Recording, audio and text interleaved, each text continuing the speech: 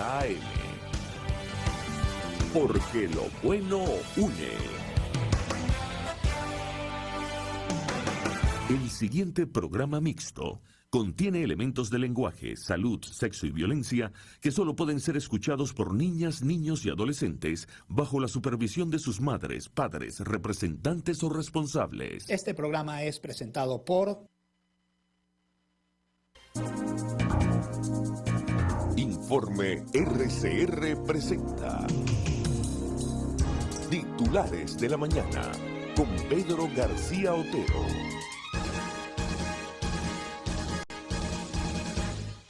Buenos días, 5 de septiembre de 2022, hay 25 grados de temperatura en el Valle de Caracas. Fue una noche calurosa la que hemos vivido en este valle y ya estamos listos para llevarles a ustedes los titulares de la mañana correspondientes a este día. Y por supuesto el viernes, a mí entre tanta noticia que hubo el jueves, el viernes se me pasaba a decirles que este fin de semana era el referendo por el apruebo o el rechazo de la nueva Constitución de Chile, pero sucedió ayer y el no ha ganado en unas dimensiones que uno podría catalogar de históricas. 5,8 millones de chilenos votaron hace unos meses para solicitar una nueva Constitución y 7,8 millones de chilenos la rechazaron este domingo, en una decisión que supone un duro golpe para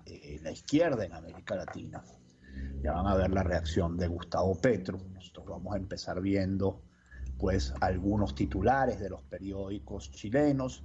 Aquí tenemos el Mercurio, que nos dice: propuesta constitucional de la Convención es ampliamente rechazada por 61,9% y solo obtiene el 38,1% de aprobación, 881.000 votos alcanza el rechazo al texto constitucional que se impone en todas las regiones del país. Este caudal de sufragios supera el total de las personas que participaron en el plebiscito de entrada y al respaldo récord del presidente en diciembre.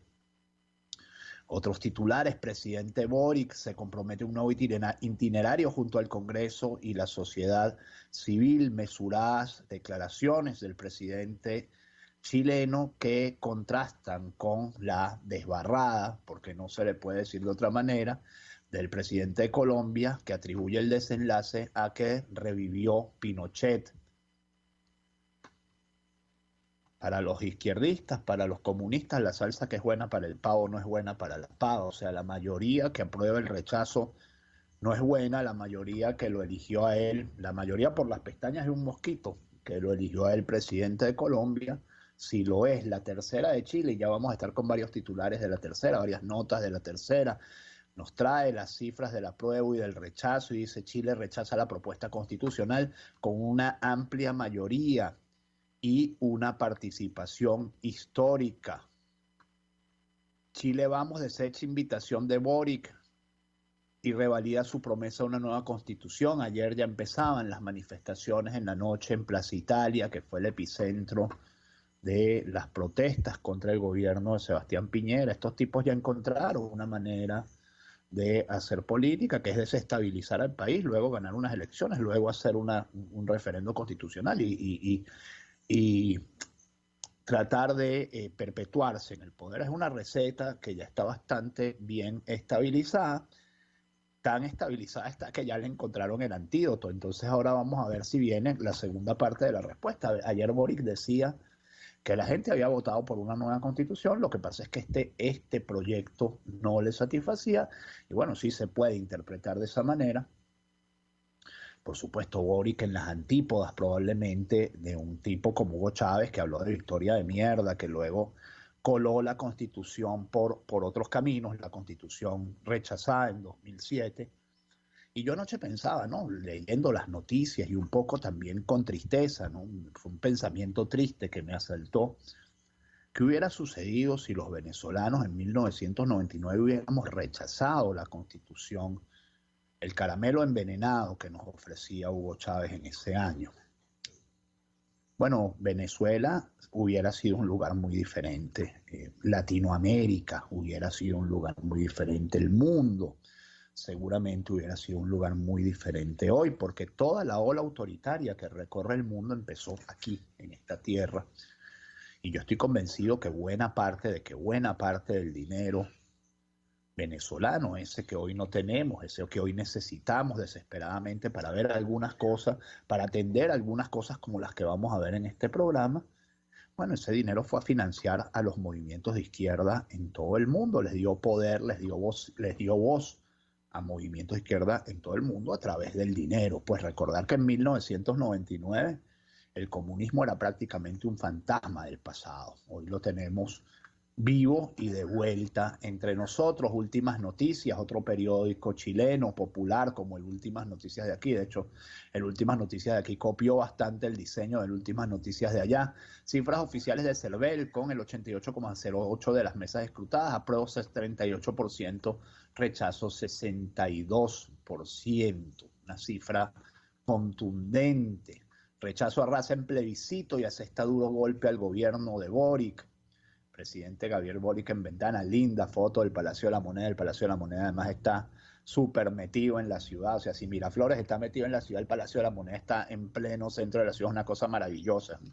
Es un palacio de gobierno de un país democrático que está metido entre edificios, ministerios, etcétera. Una maravilla. La verdad que ese centro de Santiago es muy bonito. Aunque estaban preparados para el escenario de derrota, en La Moneda no esperaban un fracaso tan contundente en el cual el rechazo se impuso con más del 60% de las preferencias. Como presidente de la República recojo con mucha humildad este mensaje y lo hago propio. Y es que hay que escuchar la voz del pueblo, dijo el jefe del Estado, convocando además a todas las fuerzas políticas para acordar a la brevedad los mecanismos para un nuevo proceso constituyente. También anunció lo que era ya casi un hecho, un pronto cambio de gabinete. Está mala la cosa, transmitía con pesar un ministro del gabinete a las 18:12 de este domingo. A estas alturas ya estaba casi finalizado el conteo en la región de Magallanes, la zona de donde es oriundo el presidente Gabriel Boric. Magallanes es la última región de Chile, es la Patagonia chilena, la región 12 de Chile. Y las cifras eran demoledoras, el rechazo arrasaba allí con un 60% de los votos escrutados. Si perdemos en la zona del presidente, ¿qué queda para el resto? Lamentaban en el oficialismo, aunque advertían que las cifras todavía no eran representativas a nivel del país. Los números, eso sí, contrastaban con los de la segunda vuelta presidencial de diciembre del año pasado, donde Boric obtuvo un 61% de las preferencias en esa zona. La señal era preocupante. Otra nota de La Tercera: Boric alista profundo cambio de gabinete, marcado por salida de Siches y Jackson de sus cargos. Una señal contundente apenas el presidente Gabriel Boric terminó su discurso. Eso de las 21 de este domingo, bajó desde el segundo piso de La Moneda el Salón Montbaras para reunirse con todo su gabinete y hacer un balance íntimo de la jornada en que el rechazo al plebiscito constitucional se impuso por amplia mayoría y les asestó una dura derrota a su gobierno. Ciertamente esto le pone ya plomo en el ala al gobierno de Boric, pero de una manera increíble. Entre aplausos y abrazos, la mayoría del equipo ministerial compartió sus reflexiones, pero hubo un silencio que llamó la atención. La jefa de gabinete del mandatario, Isquia Siches, no lideró la instancia. Una muestra más de lo que ya para muchos en el gobierno es un hecho, que no seguirá a la cabeza del Ministerio del Interior. También dio para interpretaciones la participación de Giorgio Jackson, SECPRES, la mano derecha del jefe de Estado, quien para muchos en la oposición y también en sectores del oficialismo debería asumir responsabilidades políticas por el fracaso.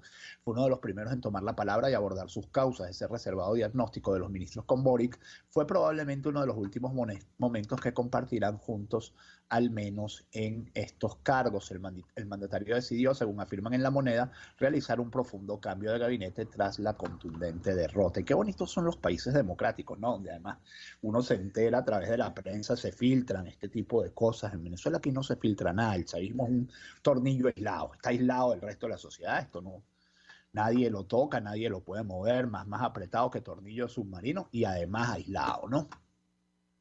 Pero en los países democráticos estas intrahistorias de la prensa son siempre muy bonitas y muy reveladoras. Y fíjense ustedes cuán positivo sería será la victoria del no en este momento, que dice lo que vendrá tras amplio triunfo del rechazo. El dólar caería incluso hasta los 800 pesos, es decir, el peso se revalorizaría un montón y el IPSA, que es el índice de la bolsa, escalaría a los 6.000 puntos. El viernes ya los mercados habían internalizado un triunfo de la opción rechazo, pero el amplio margen otorgará nuevos soportes a los activos locales, dicen diversos especialistas consultados este domingo. Y aquí vamos con la desbarrada de Petro, por cierto, que contrasta con la cautela con la que la mayoría de los gobiernos del mundo asumieron la derrota de la propuesta constitucional chilena, contrastando con esa cautela, incluso en gobiernos amigos de la izquierda, incluso en gobiernos de la izquierda, pues Argentina, por ejemplo, gobiernos cercanos, el mismo Maduro, que podría considerarse cercano. Bueno, viene Petro y echa esta desbarrada por Twitter. Hay quienes dicen, bueno, no voy a decir lo que dicen algunos, porque para qué voy a buscarle pleito a Petro, él se busca pleito solo. Petro sobre victoria del no en plebiscito de Chile, revivió Pinochet, dice Petro. El presidente de Colombia llama a unir todas las fuerzas democráticas y sociales para dejar un pasado que mancha a toda América Latina. Y yo quiero leer, hay un tuit por aquí que dice, habla del récord de política exterior de Petro. Lo primero que hace es abrir relaciones con Maduro, reanudar relaciones con Maduro. Se niega a condenar la violación de derechos humanos en Nicaragua. Esto lo dice el amigo politólogo Anderson Siqueira. Admite que retirará la denuncia a Maduro en la Corte Penal Internacional y tilda de pinochetistas a los chilenos que votaron a favor del rechazo. Y Anderson Siqueira, que es un politólogo, hace sorna, ironiza con la nueva izquierda. Solo si las fuerzas democráticas y sociales se unen será posible dejar atrás un pasado que mancha toda América Latina y abrir las alamedas democráticas. Yo le voy a decir una cosa, con todo y todo, Chile es un país bastante democrático. Por supuesto, falta la elección directa de gobernadores y de gobernadores, creo. Los alcaldes sí creo que se eligen directamente, pero falta la elección directa de gobernadores. Los gobernadores son puestos por el presidente de la República. Son 12 regiones más la región capital, 13 regiones. Pero Chile es un país muy democrático. Bueno, ayer lo demostró, ¿no? Vamos a ver cómo termina siendo Colombia cuando Petro deje el poder. 6:35 minutos, titulares de la mañana, RCR 750 AM, Jaime Nestares en la dirección de la estación. Don Julio Pinto en los controles, quienes habla Pedro García Otero. Hacemos este programa que llega a ustedes como cortesía del consultorio veterinario del doctor Alfredo Coa, garantía integral para el bienestar de su mascota, y de Quimédica, alquiler de equipos médicos, donde tenemos todo lo que se necesita para la atención del paciente hospitalizado en el hogar. Y la información local más importante del día es una sentencia de sábado en la tarde. El chavismo trabajó en fin de semana, el tribunal trabajó en fin de semana para multar a las universidades por demandar a la ONAPRE. Imagínense ustedes. Esta es la democracia que pregona Petro, ¿no? La que tenemos nosotros. Insisto, qué diferente hubiera sido este país si los venezolanos hubiéramos tenido la conciencia en 1999 de no entregarnos a este batiburrillo populista autoritario que encarnaba Hugo Chávez. Lamentablemente no lo hicimos en 2007, pero ya el chavismo se había afianzado en el poder. No lo hicimos en 2009, para mí fue clave, abril de 2009, cuando Chávez lanzó un referendo apresurado solicitando la reelección indefinida y se lo dieron. Ese para mí fue el día que murió definitivamente la democracia en Venezuela, al punto que yo siempre digo, bueno, si algún día tenemos la oportunidad de retornar a la democracia, mi primera consigna será reelección nunca más, y reelección indefinida mucho menos. El Tribunal Supremo de Justicia rechazó otros 2 recursos de nulidad contra el Institutivo de la Oficina Nacional de Presupuesto e impuso una multa contra la Universidad de los Andes y las rectoras de la Universidad Central de Venezuela, Cecilia Arocha, Universidad de Carabobo, Jessy Divo, Universidad de Oriente, Milena Bravo, Universidad Nacional Experimental Politécnica Antonio José de Sucre, Rita Elena Áñez, y la Universidad Pedagógica Experimental Libertador. La Sala Político-Administrativa publicó este sábado 2 sentencias con ponencias del magistrado chavista Malaquías Gil Rodríguez, así le dice la patilla, magistrado chavista, en las que se declararon inadmisibles las dos demandas presentadas por las universidades venezolanas el mes de julio. En la decisión, el magistrado impone una multa a cada una de las accionantes y a sus representantes en el presente asunto por 50 veces el tipo de cambio oficial de la moneda de mayor valor establecido por el Banco Central de Venezuela. De esta manera, el TCJ rechazó 3 demandas, la presentada por los trabajadores jubilados del Ministerio Público, a quienes amenazaron con abrirles una investigación penal y les impusieron una multa por el ejercicio abusivo de una acción judicial, y a las universidades. El Partido Comunista de Venezuela, que tal como van las cosas parece que va a terminar convirtiéndose, me perdonan la sorda, la ironía, en la única oposición verdadera a Nicolás Maduro, el Partido Comunista de Venezuela, denunció que las sentencias del TCJ evidencian la arbitrariedad y el descaro judicial. Leo la información que viene en la página web de Monitoreamos. El Partido Comunista de Venezuela rechazó este domingo la sentencia emitida por la Sala Político-Administrativa del Tribunal Supremo de Justicia, que declaró nulos 2 recursos presentados contra el instructivo de la Oficina Nacional de Presupuesto e impuso una multa contra la Universidad de los Andes, Universidad Central de Venezuela, no se lo voy a volver a leer, son 5 universidades. El secretario general del Partido Comunista, Oscar Figuera, tachó la situación en sus redes sociales como una continuidad a la arbitrariedad y el descaro judicial. No les basta con negar la existencia del fraude salarial del que son víctimas las y los trabajadores de la administración pública y amenazar con investigaciones, sino que ahora también multan por exigir justicia, reprochó el dirigente.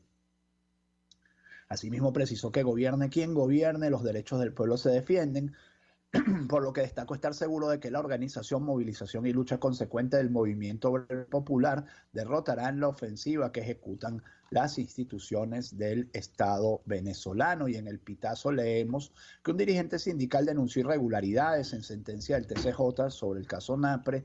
Ir cerrando esta, los incumplimientos registrados por el TCJ hacen que la sentencia del expediente número 2022-0257 sea hipotética e inexistente, declaró el presidente de la Asociación de Educadores Jubilados y Pensionados Unidos de la Región Capital, que es mi doblemente tocayo, Pedro García se llama. El presidente de la Asociación de Educadores Jubilados y Pensionados Unidos de la Región Capital, Pedro García, no soy yo, aclaro, denunció el sábado 3 de septiembre que la sentencia del Tribunal Supremo de Justicia sobre el caso de la Oficina Nacional de Presupuesto contiene incongruencias en los datos de los actuantes e incluso del abogado, lo que a su juicio solo busca confundir, desmoralizar y desmovilizar al movimiento de protesta de los trabajadores. Recalcó en una nota de prensa que de los 20 accionantes identificados en el expediente antes indicado, en solo uno de los casos coinciden correctamente los datos personales con sus cédulas de identidad. Luego de cruzar dichos datos con el registro electoral del Consejo Nacional Electoral, los 19 restantes no coinciden, algo que también sucede con los datos de la abogada encargada de este caso, es decir, la sentencia tiene un error de forma, pues. Destacó el sindicalista que sus denuncias van directamente dirigidas al expediente número 2022-0257, firmado por el magistrado Malaquías Gil Rodríguez, un documento donde declara la inadmisibilidad e inexistencia del instructivo Napre por supuestos incumplimientos en los extremos de ley y faltas a la técnica procesal de parte de la abogada apoderada de los accionantes. Esta fue la primera sentencia que se rechazó en el TCJ. De la inconsistencia, errores y desorden en las identidades de los accionantes, como descubrimos, se puede concluir por analogía que posiblemente estamos en presencia de los mismos vicios expresados por el magistrado en contra de la parte actora.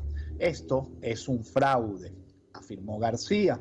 Asimismo, destacó que los incumplimientos registrados por el TCJ hacen que la sentencia del expediente 2022-0257 sea hipotética e inexistente, y que al ver este escenario lo que pueden asumir es que la única intención sería desmovilizar a los trabajadores que en los últimos meses han tomado las calles para denunciar las reducciones en sus primas y exigir que se respeten sus contrataciones colectivas. Por tal motivo, García exigió al Contralor General, al Fiscal General y al Defensor del Pueblo que investiguen estos hechos y pidió a los trabajadores que no se intimiden ni se dejen confundir. Denunciamos este posible fraude como parte de una estrategia de distracción elaborada desde el antro judicializado en que se ha convertido la política oficialista contra los trabajadores, puntualizó el dirigente sindical. Informaciones sobre el país real, sobre situaciones del fin de semana, muchos problemas con el tendido, con el fluido eléctrico. Este fin de semana los zulianos vivieron una noche de terror al estar al menos 12 horas sin servicio eléctrico. Esto pasó entre el sábado y el domingo. Temor de un apagón general vivieron los zulianos este sábado por la noche. Aproximadamente 80% de las zonas de Maracaibo y San Francisco resultaron afectadas luego de 7 fluctuaciones continuas. En un lapso de 2 horas fue suspendido el servicio desde las 6 de la tarde hasta las 5 de la mañana de este domingo. Los municipios Colón, Catatumbo y Jesús Enrique Lozada también se vieron afectados. La suspensión del servicio fue por un lapso de 5 horas en ciertos sectores, hasta 12 horas en otros. Hasta el momento, Corpoelec no ha informado la causa del corte y hasta el momento, para los efectos de la nota, era ya el mediodía de ayer. Reportan fallas eléctricas en Gran Caracas y varios estados del país este 3 de septiembre, nota de punto de corte. En el municipio de Latillo se reportaron caída de árboles, así como también irregularidades en el servicio que depende de Corpoelec, luego de las fuertes lluvias que cayeron el sábado en la tarde. El alcalde Elías Sayek informó que Protección Civil y Poliatillo se encuentran desplegados para atender cualquier emergencia. En algunas zonas de Latillo, la luz faltó 26 horas. Pasando la lagunita hacia en Lomas del Sol, Caicaguana, todas estas zonas que están pasando la lagunita, hubo sectores que estuvieron, Oripoto también, hubo sectores, eso no es pasando la lagunita, pero también en Oripoto hubo apagones de hasta 26 horas. En Parque Caiza, municipio Sucre, también reportaron fallas eléctricas. Lo mismo ocurre en la avenida principal de San Luis, en el Cafetal, municipio Baruta. En los estados portugueses Zulia, Aragua y Táchira también se vieron afectados después de las fuertes lluvias. Y en Miranda, vecinos de un sector de Chacao llevaban el sábado más de 24 horas sin servicio eléctrico. El alcalde de Chacao, Gustavo Duque, informó que la falla de luz presentada en el casco de Chacao por más de 24 horas se debió a un transformador que requería sustitución. La Corporación Eléctrica Nacional ya se encuentra al tanto de la situación y están en la búsqueda del transformador para solventar la situación. Aunque adicionalmente informaron que es una reparación mayor que llevará tiempo. Y Siemens desmiente acuerdos con la administración de Maduro. Llama la atención todos los días que se tomaron, la cantidad de días que se tomaron para desmentir esto. La posibilidad de rehabilitar el sistema eléctrico nacional con apoyo de la empresa alemana Siemens Energy fue desmentido por quienes dirigen la compañía. De acuerdo a una consulta realizada por el portal Runrunes, la alianza entre la administración de Maduro y la empresa fue solo un rumor. Siemens Energy está dispuesta a colaborar con la reconstrucción del sistema eléctrico del país siempre en el marco legal y las autorizaciones necesarias por las sanciones. A la fecha no hemos tenido conversaciones ni acuerdos para ningún caso en particular, fue lo que dijo a Runrunes Eliana Rivera Giraldo, coordinadora de comunicaciones de Siemens Energy AG para Venezuela y Colombia. El pasado 23 de agosto, una reseña de Bloomberg señalaba que Venezuela mantenía conversaciones con la empresa Siemens Energy con miras a reconstruir la red eléctrica del país. En ese momento, el gerente comercial de Siemens en el país, Eric Soto, informó a Bloomberg que la empresa está trabajando con la administración oficialista en posibles contratos destinados a reparaciones. Entre esos arreglos se incluían las instalaciones de generación a gas y diésel que sirven a Caracas. El empresario indicó que dichas contrataciones abarcan los arreglos en instalaciones que suministran electricidad a la infraestructura utilizada por la industria petrolera. Otro titular: Colombia aspira al control de monómeros. Esto es de Banca y Negocios, de ayer al mediodía. Maduro retomará la administración, ya es un hecho, y evalúa la oferta. De acuerdo con fuentes del sector petrolero consultadas por Banca y Negocios, el gobierno de Maduro podría estar inclinado a aceptar la oferta de la administración Petro de comprar la mayoría de las acciones de monómeros que están en poder de Pequibén. El procurador designado por el líder opositor Juan Guaidó, Enrique Sánchez Falcón, reconoció que es cuestión de días para que el gobierno del presidente Nicolás Maduro tome el control de la petroquímica Monómeros, cuya mayoría accionaria está en manos de Pequibén y que resulta ser estratégica para la economía colombiana. luego de la normalización progresiva de las relaciones diplomáticas y comerciales entre el nuevo gobierno de Gustavo Petro y la administración de Maduro, el sector opositor, que sigue siendo reconocido por Estados Unidos y otro grupo ya reducido de países como autoridad legítima de Venezuela, reconoce que debe encajar este nuevo golpe político. Las consecuencias de este revés pueden ser aún más graves porque la gestión de la empresa petroquímica bajo la dirección de Guaidó es objeto de graves denuncias de presunta corrupción, las cuales incluso vienen de sectores opositores. Estas denuncias seguramente serán investigadas por las autoridades colombianas y la nueva directiva que tome posesión de la empresa. Maduro volvió a victimizarse al recordar el intento de magnicidio en su contra hace 4 años. Este domingo Nicolás Maduro ofreció declaraciones a través del programa Rompiendo Moldes de Argentina. Maduro reiteró su rechazo al intento de magnicidio en contra de la vicepresidenta argentina Cristina Kirchner, al mismo tiempo que afirmó que este hecho es el resultado de las campañas de odio desatadas por grupos radicales y apoyadas por grandes medios de comunicación y redes sociales. En este sentido, Maduro no dudó en comparar lo sucedido con lo ocurrido en agosto de 2018 en su contra. Nosotros determinamos en el intento de magnicidio de 2018 que se trataba de un grupo de extrema derecha violento, grupos entrenados desde el punto de vista político y social para la violencia. Asimismo, reiteró, en Venezuela banalizaron el atentado que sufrimos en 2018, cuando salieron las pruebas decían que me estaba victimizando y quisieron taparlo. Y yo no iba a dar este titular ahora, pero lo muevo para acá. Maduro porque tengo a Maduro hablando de este tema allí, se reanuda el juicio por presunta corrupción contra Cristina Kirchner Fernández de Kirchner, tras atentado. El juicio oral al que es sometida la vicepresidenta de Argentina, Cristina Kirchner, por presuntas irregularidades en la concesión de obras públicas durante su gobierno, afronta este lunes el inicio de la fase de alegatos de su defensa. El ataque sufrido el pasado jueves por la también exmandataria a las puertas de su domicilio en el barrio capitalino de Recoleta marca la nueva fase de este juicio, en la que deben comparecer los acusados ante el Tribunal Oral Federal TOF 2 de Buenos Aires. Por cierto, este fin de semana, abundante evidencia en redes sociales, yo no sé si forjada o no, de cómo el supuesto agresor de Cristina Kirchner se tomó fotos con ella en otras oportunidades. En tanto, José Brito anuncia su candidatura para las presidenciales de 2024. Maduro ya tiene un contendor. Se merecen el uno al otro, agregaría yo como comentario. El partido político Primero Venezuela, lo de contendor por supuesto,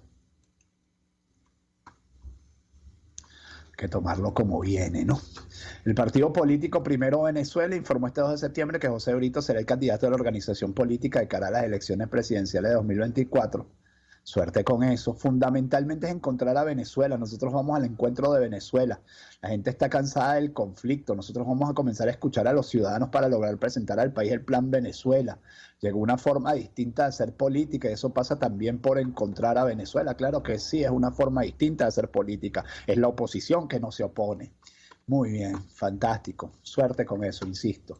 Migrantes muertos al cruzar el río Bravo ascendieron a 9 en un día. Las corrientes del río Bravo se han vuelto más peligrosas debido a las lluvias recientes y continuas y se pronostica más lluvia para las próximas semanas, alertó el jefe del sector del río. Desde el río, Jason Owens, 9 migrantes murieron ahogados al intentar cruzar el jueves 1 de septiembre el río Bravo, según la última actualización de la Oficina de Aduanas y Protección Fronteriza estadounidense, que informó este sábado de la localización de un nuevo cuerpo. El suceso se registró después de que un gran grupo de personas intentara cruzar el río Bravo, conocido por sus peligrosas corrientes, que separa México de Estados Unidos y es utilizado por miles de migrantes cada año para llegar a los Estados Unidos. Por cierto, este año la mayoría de esos migrantes son venezolanos. Falleció adulto mayor que se encontraba en pobreza extrema en Barinas.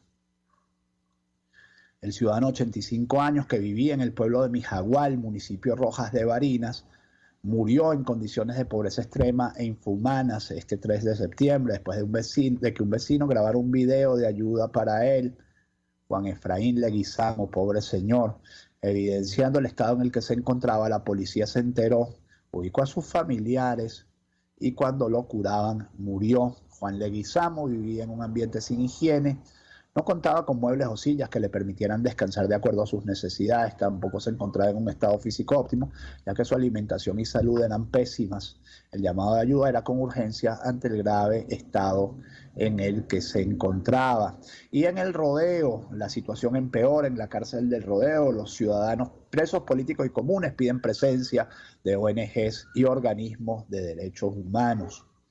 Los presos políticos y privados comunes expresaron los puntos más críticos que se encuentran viviendo en el Rodeo 2 y 3 para que haya presencia de las autoridades y una pronta solución al retraso de las diligencias. Reclusos aseguran que continúa la intervención del Rodeo 2 por parte del Grupo de Reacción Inmediata GRI de la Policía Nacional Bolivariana, los cuales decomisaron por completo el pasado 2 de septiembre cocinas eléctricas, comida cruda y enseres personales. Expresaron que no hay suministros de agua potable ni de aseo personal por parte de la alimentación. Existe un racionamiento de comidas y escasez de alimentos. Explicaron que se les da una arepa en la mañana, arroz y frijoles para almuerzo y cena. Es decir, los están matando de hambre. 6:53 minutos, ya termina titulares de la mañana, pero quiero hacer un momento de publicidad, hablarles de Equimédica, alquiler de equipos médicos, porque si usted tiene la necesidad de alquilar una cama clínica, un concentrador de oxígeno, un aspirador de flemas, cualquier aparato que necesite para usted o para un paciente hospitalizado en su hogar, en Equimédica, alquiler de equipos médicos, se lo alquilamos con entrega en toda Caracas y muy pocos requisitos, pero si usted lo requiere para la compra, pues es a nivel nacional y allí por supuesto se envía con empresas de courier o de viajes y mudanzas. Llámenos al 0412-806-2591, 0412-806-2591, para que conozca nuestra oferta de productos y servicios o entre en Equimédica piso bajo alquiler, Equimédica guión bajo alquiler, y conozca de nuestras ofertas y novedades. Esto por supuesto es en Instagram. En Equimédica tenemos todo lo que se necesita para la atención del paciente hospitalizado en el hogar, y hablarles del consultorio veterinario del doctor Alfredo Cova en Santa Mónica, más de 30 años de experiencia atendiendo animales de todas las razas y de todos los tamaños. El buen doctor Alfredo Cova les ofrece multiplicidad de servicios para que sus mascotas, su animalito, pues tenga la salud que él merece y que usted le quiere ver a él. 0414-127-7947, 0414-127-7947, 0212-661-1546. La avenida Arturo Michelena de Santa Mónica, entre calles Manuel Díaz y Damaso Villalba, se encuentra el consultorio veterinario del doctor Alfredo Cova, garantía integral para el bienestar de su mascota. Titulares corriendo para terminar el programa. 6:55, Estados Unidos anunció que su embajador en Rusia, John Sullivan, dejó Moscú este domingo. Su misión en el país terminó, anunció la delegación diplomática en un comunicado. En Guárico, un operativo de seguridad deja abatidos a 6 supuestos integrantes del Tren del Llano. Esto fue en Valle de la Pascua, Tucupido y Zaraza. En Táchira, una mujer muerta y varios heridos dejó un accidente de tránsito en Lobatera. Esto ocurrió a un vehículo particular en el que se transportaba parte del personal médico cubano del Centro de Diagnóstico Integral de las Mesas de Seboruco. Se desconoce la razón del accidente y la identidad de los afectados. Otro grave accidente también en la Caracas La Guaira impidió el libre tránsito este 4 de septiembre. Aparentemente no hubo fallecidos. Al final, el comerciante de Carabobo fue secuestrado por sujetos con uniformes de funcionarios. Los hombres entraron y sacaron y montaron a la fuerza al comerciante en una camioneta Toyota modelo Tacoma, color blanco, y huyeron hacia Gañango.